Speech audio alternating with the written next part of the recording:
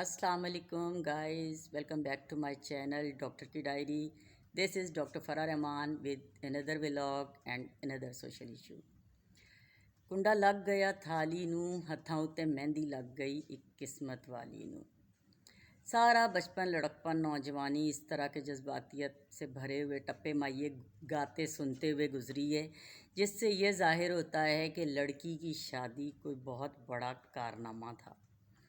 बरसगीर पाक व हिंद के मुश्तरका कल्चर में लड़की की शादी को हमेशा ही जज्बातियत से जोड़ा गया है, और ये फैक्ट है कि अगर पहले रिश्ते की ढूंढने की तगोदो, अगर रिश्ता ढूंढने में कोई मुश्किल हो जाती है तो रिश्ते करवाने वालों से राब्ते, उसके बाद दम दुरूद, मौलवी, उनके चक्कर, दरगाहों पे हाज़िरियाँ, ये सारा कुछ बेटी की शादी की जज्बातियत से जुड़ा हुआ है।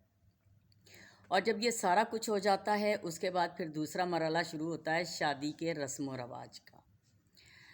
आज भी मैं सोशल मीडिया पे एक पोस्ट देख रही थी, एक फ़ोटो बनी हुई है, जो बैलगाड़ी है वो सारी जहेज़ से लदी फदी है, और जहेज़ के सामान के ऊपर दूल्हा बैठा हुआ है कुर्सी रख के, और बैलगाड़ी में बैल की जगह पे दुल्हन है जो उस गाड़ी को खींच रही है। और फिर इस तरह की एक और जज्बाती पोस्ट जिसमें लिखा हुआ कि जी बाप की सारी उम्र की कमाई एक दिन के शादी के खाने पे लग जाती है, और बेटी के शादी के जहेज़ के लिए बाप को सारी ज़िंदगी अपनी मेहनत करनी पड़ती है। अब इसमें एक बात जो बड़ी क्लियर लोगों को समझ नहीं आती है, जो जहेज़ और इस तरह के रस्म व रिवाज जो हैं उनसे जुड़ी हुई बेशतर रस्में उन कौमों में हैं जो बहुत अरसा कंबाइन हिंदुस्तान में उन इलाक़ों में रही जो आज इंडिया में हैं, उन इलाक़ों के साथ जिनका जॉइंट रहा, जैसे हम पंजाबी स्पीकिंग लोग या उर्दू स्पीकिंग लोग, उन पे बहुत ज़्यादा इंडियंस का इन्फ्लुएंस रहा। वहाँ ये रस्म व रवाज जहेज़ के और उससे जुड़े हुए जितने भी हैं वो अभी तक मौजूद हैं। पंजाबियों में हमेशा और उर्दू स्पीकिंग लोगों में ट्रक भर भर के जहेज़ देने का रिवाज, शादी के रस्म व रिवाज में दूल्हे वालों को, दूल्हा की माँ को, बहनों को सोने के ज़ेवर देने का, कपड़े देने का रिवाज, और ये शादियों पे 100-100 लोगों की लड़ाइयाँ इस बात पे होती हैं कि जी बारात में 10 लोग आएंगे कि 20 के 50 लोग आएंगे, इस बात पे लड़ाइयाँ हो जाती हैं। बाकी जो पाकिस्तान में बसने वाली कौमियतें हैं, सिंधी, बलोची या पठान, जिनको मैं करीब से जानती भी हूँ, उनमें एक तो ये जहेज़ इस तरह से इतना ज़्यादा देने का रिवाज नहीं है, बल्कि बड़ी क्लियर रस्में, कुछ अर्से पहले तक तो बिल्कुल उनका क्लियर ये रस्म होती थी कि लड़के वाले शादी की तैयारी के लिए लड़की वालों को कुछ पैसे देते थे कि इस पैसों से आप अपनी बेटी के लिए शादी का सामान ख़रीद लें, उसका जहेज़ ख़रीद लें और शादी की तैयारी कर लें। और हम जैसे ना समझ, ना आक़िबत अंदेश लोग वो ये कहा करते थे कि जी पठान बलोच तो अपनी लड़कियां बेचते हैं, लड़कियों के बदले शादी करने के पैसे लेते हैं। अस्तगफिरुल्लाह, वो पैसे लेने का मकसद खुदा न खास्ता लड़कियां बेचना नहीं होता था, बल्कि लड़कियों की शादी की तैयारी के लिए होते थे। अब देखें ना, हम उस सूरत में भी खुश नहीं हैं कि लड़की वालों पे बोझ कोई नहीं है, वो पैसे ले रहे हैं शादी की तैयारी करने के लिए। हम इस सूरत में भी खुश नहीं हैं कि जी हमें ट्रक भर के जहेज़ देने पड़ रहे हैं। यानी बहैसियत कौम तो हम ना वहाँ खड़े हुए हैं ना वहाँ खड़े हुए हैं, दोनों चीज़ों पे हमने तनकीद ही करनी है। लेकिन let's come to the point, फिर बात वही आ जाती है जहेज़ देने वाली।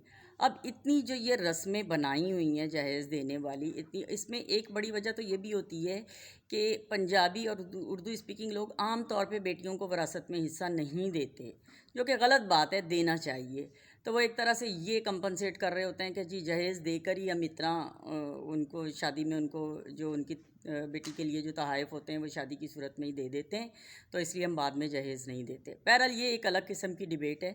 लेकिन इस वक्त जो डिबेट का पॉइंट है, मैं हमेशा ये कहती हूँ कि जब आप सोशल मीडिया पे वो तस्वीर डालते हैं जिसमें जहेज़ से भरी हुई गाड़ी के ऊपर दूल्हा बैठा हुआ है, और आगे आप दुल्हन की तस्वीर किस तरह से लगाते हैं? आप ये जब कह रहे हैं कि बाप की सारी ज़िंदगी की कमाई लग जाती है और बाप की सारी ज़िंदगी एक वक्त का खाना खिलाने में और जहेज़ देने में, तो फिर आगे वो गाड़ी खींचने वाला लड़की का बाप लगाया करे ना। मेहनत करने वाला, जहेज़ बनाने वाला भी मर्द है, और जहेज़ की डिमांड करने वाला, उस जहेज़ को एंजॉय करने वाला भी मर्द है। फिर तो दोनों तरफ वो मर्द ही हुए ना।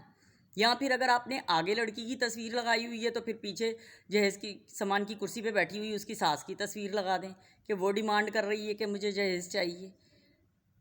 آپ کسی طرف تو کسی طرح سے انصاف کریں نا. اصل میں کہانی یہ ہے، جو ایکچوئل پکچر یہ ہوتی ہے، بڑے کم کیسز میں ایسا ہوتا ہے کہ لوگ جہیز کی ڈیمانڈ کرتے بھی ہیں، یہ نہیں کہ نہیں کرتے.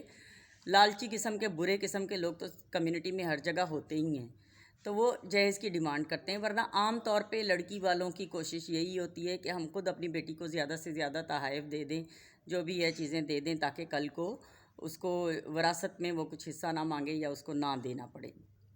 پھر اس طرح کی جذباتیت بری پوسٹیں کہ جی باپ کی ساری عمر لگ جاتی ہے بیٹی کو بسانے میں، اور باپ کی عزت کی خاطر جو ہے بیٹی برے سسرال کے ساتھ بھی گزارا کرتی رہتی ہے. حالانکہ سب سے زیادہ جو سوچنے والی اور سمجھنے والی بات ہے وہ یہ ہے کہ سب سے پہلے آپ نے اپنی بیٹی کو اچھی ایجوکیشن دے کے اس کو امپاورڈ کرنا ہے، کمانے کے قابل بنانا ہے، کم از کم اس قابل بنانا ہے کہ اگر کوئی برے سسرال والی سچویشن بھی ہوتی ہے تو وہ اس سچویشن سے نکل سکے. اب لڑکیاں اس برے سسرال والی سچویشن سے نکل کیوں نہیں پاتی ہیں؟ اس وجہ سے نہیں نکل پاتی ہیں کہ وہ 2 3 4 بچے لے کے باپ کے گھر واپس کس طرح آئیں گی، جبکہ باپ اس عمر میں خود اپنی ریٹائرڈ لائف گزار رہا ہے اور خود جو ہے وہ سم سارٹ بھائیوں پہ ڈپینڈڈ ہے. اب بھائی آپ کو کس طرح سے اس وقت سہارا دیں گے جبکہ خود وہ 3 4 بچوں کے باپ ہو چکے ہیں. اپنی محدود آمدنی میں انہوں نے اپنے بچے پالنے کہ اپنی گھر آئی بہنوں کے بچے پالنے. تو اگر لڑکیاں خود امپاورڈ ہوں تو سسرال والوں کو ان کی اہمیت کا بھی اندازہ ہو، اور سسرال والوں یا لڑکیوں کو کم از کم خود اس بات کا پتہ ہو کہ ہم اس بری سچویشن سے نکلنا چاہیں تو نکل بھی سکتے ہیں.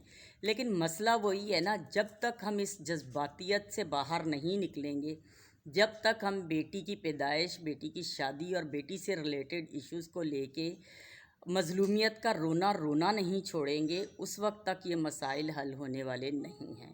لڑکیاں اپنے آپ کو ایک فرد سمجھ کے، جذباتیت کو اتار کے باہر پھینک کے ایک انڈیپینڈنٹ انسان سمجھ کے ڈیل کرنا شروع کر دیں تو بڑے سارے مسائل حل ہو جائیں گے. سوسائٹی تو آپ کو الٹیمیٹ تسلیم کر ہی لے گی، پہلے آپ تو اپنے آپ کو تسلیم کرنا سیکھیں نا. تھوڑا نہیں، بہت سوچیے. چینل کو لائک کریں، سبسکرائب کریں اور شیئر کریں. Thank you.